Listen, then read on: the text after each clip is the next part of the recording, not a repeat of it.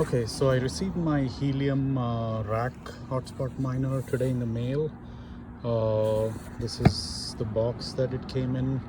It's an LP-WAN gateway with LoRa technology, Helium Long Phi compatible. So I'm gonna open the box up.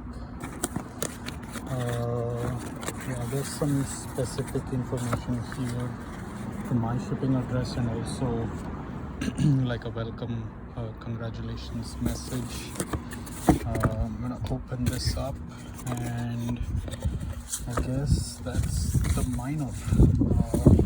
It's actually tinier than I expected. I thought it would be much bigger than this.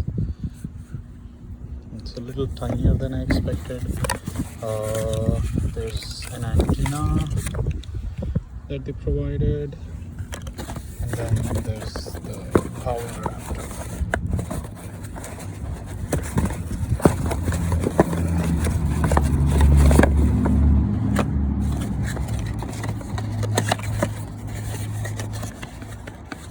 Yep, that's what is present in the box. I'm going to hook this up and maybe do another follow-up video with how